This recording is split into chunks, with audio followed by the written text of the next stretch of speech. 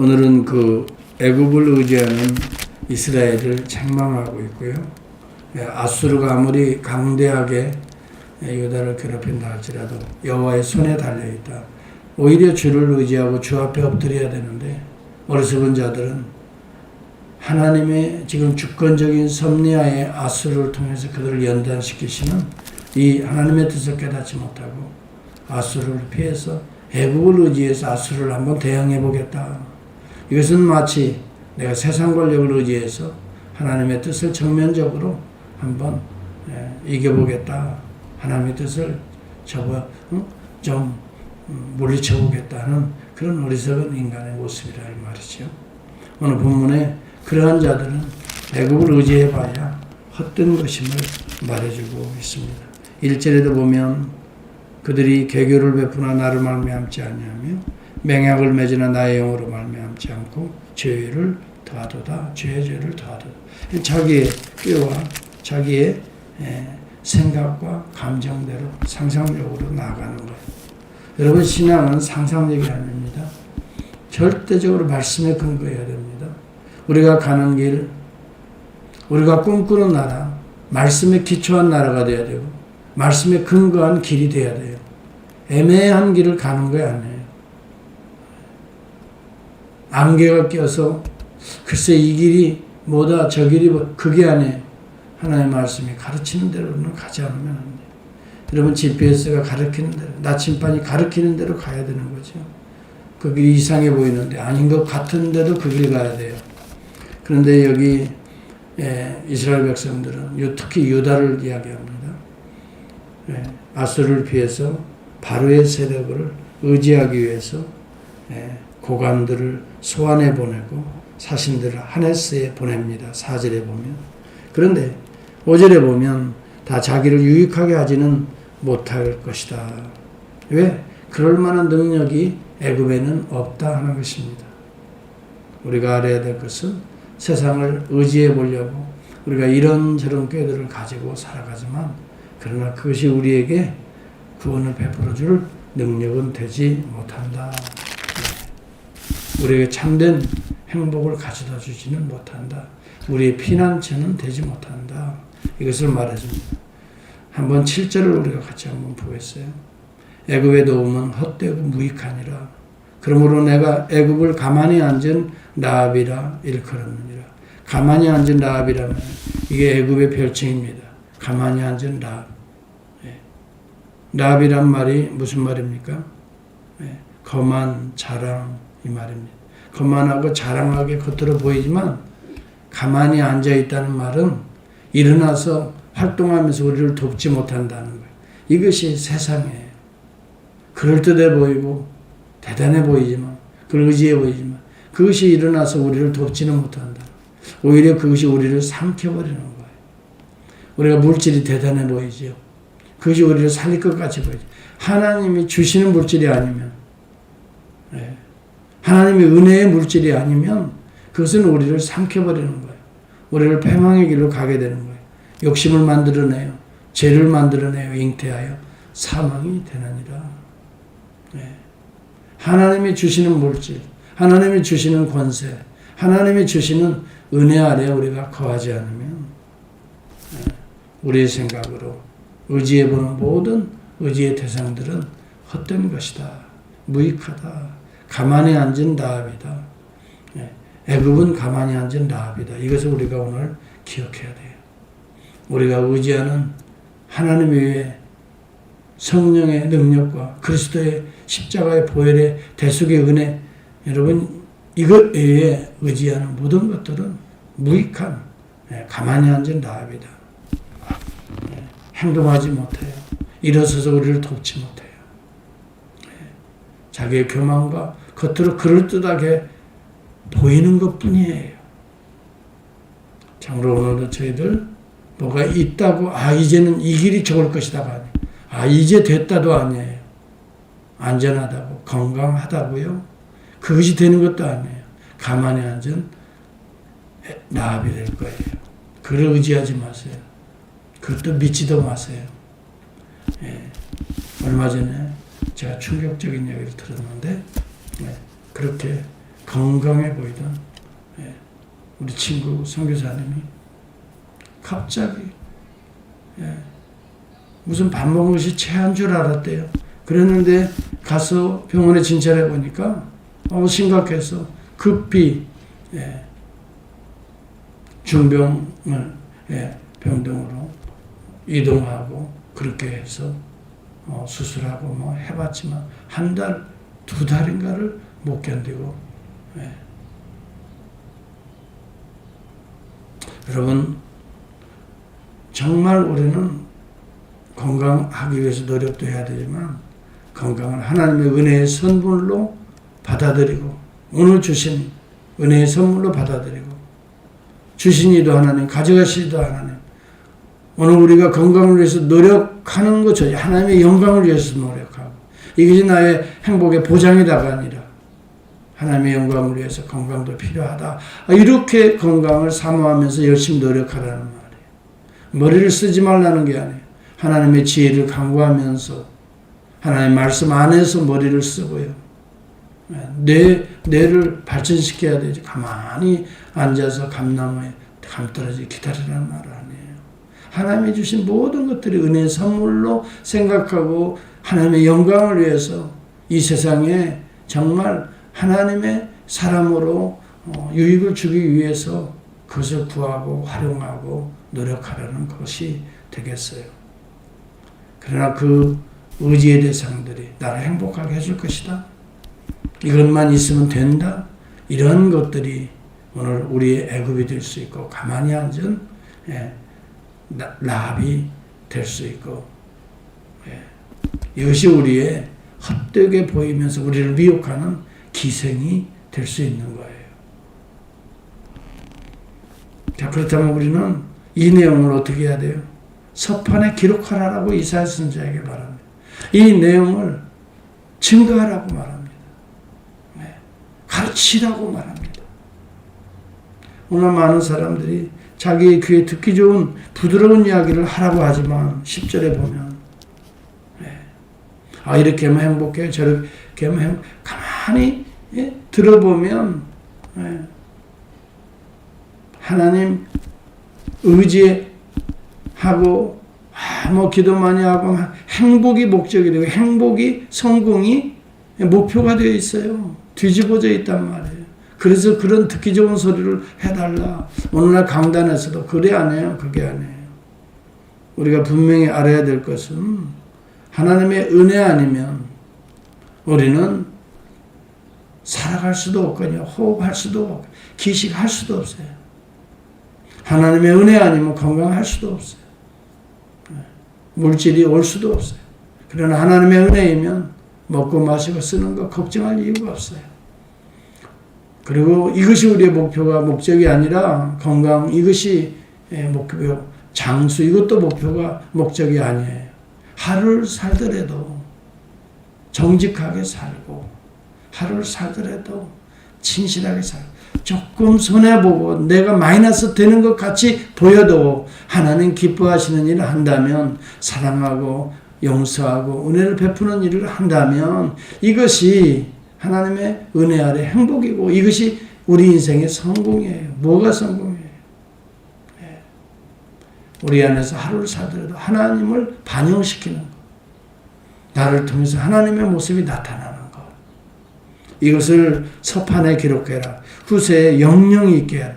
우리는 복음을 바르게 전해야 됩니다. 예수 외에는 여러분 우리가 정도의 길을 갈 수 있는 길이 사실 없습니다. 예수님이 가신 그 길 외에는 진리가 없습니다. 그래서 I am the way. 나는 그게 내가 the way 길이고 the truth. 나는 길이요 진리고 the life 생명이다. 하나님의 생명 말고는 생명은 유한한 겁니다. 하나님의 생명이 그 호흡과 생기가 우리 안에 있을 때 우리가 영원한 하나님의 나라까지 무한한 하나님의 세계로 들어가게 되는 거죠. 하나님의 마음속으로 들어가는 것이 영혼을 품는 일입니다. 오늘도 여러분 우리가 애굽을 의지하고 자꾸 시선이 애굽을 향하는 우리의 시선을 빨리 돌이키라. 이렇게 책망하는 이 내용을 어떻게 해요? 서판에 기록하고 남겨라. 이렇게 이사야에게 말하는 것은 세상 의지하면 순식간에 무너진다. 잠깐 유익이 되지만 순식간이다 그거. 13절에도 보면 빨리 돌이켜서 하나님 앞에 의지하라. 여기 본문에도 보면 아수르가 공격하니까 애굽에 피신하려고 자신을 보내고 그리 가는 말을 타고 도망하고 그냥 빠르게. 그런데 애굽이 도움을 줍니까? 도움을 못 줍니다. 애굽에 종살이가 되는 거예요. 노예가 되는 것이에요. 오히려 하나님의 진노와 심판이 더 빠르게 나타나는 거예요. 그러면 어떻게 해야 돼요? 때로는 우리가 이 어려운 아수르의 공격이 있을 때, 바벨론의 공격이 있을 때, 때로는 하나님의 은혜 아래 피하고 하나님의 은혜 주실 때를 기다리고 하나님 앞에 우리의 자신을 돌아보고 우리가 더 낮아지고 인간은 정말 의지에 대해서는 오직 주님밖에 없구나. 이것을 성육화시켜야 돼요.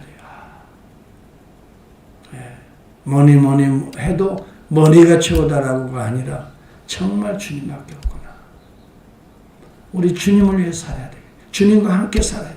주 안에 살아야 되겠다. 하루를 살더라도 주님이 주시는 내가 내게 평안을 준 주님이 주시는 평안 안에 살아야지. 세상으로 좀 피해가지고 잠깐 유익 얻다가 잠깐 또 여러분 망해버리고 마는 그 인생으로 가실 거예요. 그런 길을 선택하실 거예요. 들어가 보세요. 더 고통을 당할 거예요. 더 꼬일 거예요. 그게 뭐 대단하게 보인다고요. 오히려 그것이 우리의 인생, 우리의 생각을 완전히 클릭을 망가지게 해버릴 거예요. 빨리 정상으로 돌아와야 돼요. 여기 18절에 보면 때때로 우리가 당하는 어려움은요, 하나님이 우리를 연단시키고 더 아름답게 만드시는 과정이에요. 그러나 여호와께서 기다리시나니 이는 너희에게 은혜를 베풀려 하시며 일어나시리니 이는 너희에게 너희를 긍휼히 여기심이라. 대저 여호와는 정의의 하나님이십니다. 그를 기다리는 자는 복이 있도다. 아까 애굽은 가만히 앉은 라합이라고 그러죠. 일어서지도 못해요. 아무리 빌고 아무리 그리 피신하려고 말발굽 소리를 내고 빨리 달려가 봐도 가만히 앉아만. 그런데 우리 하나님께서는 하나님께 피하는 자는 은혜를 베풀어 주시기 위하여 하나님의 때를 기다리고 계시는 거예요. 하나님의 때를, 하나님의 계획하신 때를. 그래서 너희에게 지금 침묵하는 게 아니라 은혜를 베풀어 주시려고 너희를 만들어가고 계신다. 은혜 받을 만한 그릇으로 닦고 계신다. 이렇게 생각하라. 그리고 때가 되면 일어나시리니. 비교해 보세요. 세상은 일어나지 못해요. 하나님은 일어나셔요. 내가 내 백성의 우고를 알고 내가 내려가서 어떻게 해요? 그를 구원하리라. 애굽에 속해있던 이스라엘 백성을 구원하기 위해서 준비시킨 다음에 그 다음에 모세를 파송하시고 하나님이 직접적으로 모세를 통해 홍해를 가르시고 광야의 길을 인도하시고 불기둥 구름기둥으로 마침내 약속의 땅 가나안으로 실현하고 계시잖아요. 이게 이스라엘의 역사에 나타나잖아요. 그럼에도 불구하고 오늘도 듣기 좋은 세상 소리만 해달라고요. 뭐 예화를 많이 해서 정말 우리를 감동시켜달라고요. 천만에요. 사실 예화는 많이 흙이 섞여 있어요. 뭐 누가 성공했다고 뭐 이렇게 하니까 뭐가 나타났다고 그런 예화들을 가만히 보면 그러지 않은 경우가 더 훨씬 많고 그 속에 그게 다가 아니에요. 진짜 예화는 뭐예요? 내가 변하는 게 예화예요. 하나님의 영으로 내 생각이 달라지고 내가 뭔가 오늘이 또 달라지고 이게 우리가 증거해야 돼요. 성령이 내 안에서 역사해서 내 그냥 두려운 그냥 안개 속 같은 길이 주님의 길이 보이고 말이죠. 천성길이 보이고 오늘 죽어도 좋다 말이죠. 이게 예화잖아요. 이거보다 더 큰 예화가 어디 있어요? 뭐 남들이 뭐 하는 이야기들은요, 결국 남의 스토리지요. 우리 주님이 최고의 예화예요. 주님 바라보세요. 주님의 스토리를 보세요. 그렇게 십자가 지고 마침내 모욕을 당하면서 원망하지 않고 끝까지 하나님의 뜻에 충성하는데 죽음의 문이 열리고요. 무덤 문이 열리고요. 부활의 하늘길이 열리고요. 제자들이 보는 앞에서 그냥 하늘로 올라가시고 보좌에 앉으시고 성령을 부어주시는데 성령이 충만했던 스데반은 보좌 우편에 일어서신 그리스도를 보는도다. 얼마나 사도행전이 역동적이에요. 여러분, 오늘 우리의 삶이 밀실로 들어가서 어려울 때 오히려 하나님께 더 의지하고 하나님 앞에 오히려 통곡하고 부르짖으면 그 소리를 내가 듣고 응답하리라. 오늘 19절에 그렇게 말하잖아요. 그런데 자꾸 우리의 시선이 애굽을 향한다고요. 어리석은 자들의 모습이에요. 그리고 돌아오면, 그리고 끝까지 포기하지 말고 복음의 씨앗을 뿌리라 이 말이죠. 이게 응답 아니에요. 23절 내가 땅에 뿌린 종자에 주께서 비를 주사 땅에 먹을 것을 내며 곡식이 풍성하게 기름지게 하시고 그날에 내 가축이 광야란 목장에서 먹을 그때 그날에 하나님이 역사하시는 그날이 있어요. 우리는 뭐예요? 지금 씨 뿌리고 계속 종자를 뿌리고 척박한 땅을 갈고 끝까지 충성해 보세요. 은혜의 단비를 부어주시는 그날이 와서 풍성하게 곡식이 기름지게 열매 맺는 날이 올 것이, 이것이 내 안에서부터 시작되고 내 부부관계에서부터 시작되고 내 가족에서부터 그런 밭갈이를 하고 가시덤불을 제거하고 돌짝을 제거하고 계속 뿌리다 보면 옥토가 되어서 30배, 60배, 100배의 결실을 은혜의 천국을 이루고 교회가 그런 여러분 우리 교회가 그것을 이제 꿈꾸며 나아가야 돼요. 사도행전의 역동적 우리가 날마다 하나님을 향하고 주를 경배하고 세상에 파송받는 교회가 되어야 되는데 세상에 애굽에 들어가서 같이 춤추고 같이 그냥 찌들리다가 하루 나오는 게 아니라 세상에 파송돼서 얼마나 내가 밭 갈고 씨앗을 뿌렸는가. 내 가정에 파송돼서 직장과 일터에 파송됐어. 여러분 이것이 머릿속에 콱 들어오고 가슴에 새겨지고 오늘 그것을 위해 기도하고 여러분 우리의 마음에 상처가 있을지라도 하나님께서 치유해 주신다 그랬어요. 때로는 이 어려운 가운데 때로는 상처를 주고받기도 서로 하지요. 그러나 여러분 주님께 기도하고 밀실에 들어가서 여호와의 낯을 구하는 자는 상처를 하나님이 치료해 주시는데 26절 저는 이 말씀을 기도의 제목으로 삼고 싶어요. 여호와께서 자기 백성의 상처를 싸매시며 그들의 맞은 자리를 고치시는 날에는 달빛은 햇빛 같겠고 햇빛은 7배가 되어 7날의 빛과 같으리라. 7은 완전수의 빛, 참빛을 의미하는 거예요. 결국은 맞은 이스라엘 상처를 누가 치유해서 새로운 이스라엘로 만듭니까? 우리 주 예수 그리스도십니다. 그래서 그는 참 빛으로 이 땅에 와서 자기 백성을 비추나 저들이 깨닫지 못하고 알지 못하였다라고 요한복음 1장에 기록되고 있잖아요. 참빛 곧 세상에 비치는 빛이 있었나니. 여러분 오늘도 이 참 빛을 통해서 우리의 상처가 치유돼야 되지. 그러므로 우리는 빛을 던지는 자들이 돼야 돼요. 복음의 빛 예수를 던질 때 그 빛이 우리의 상처를 치유해요.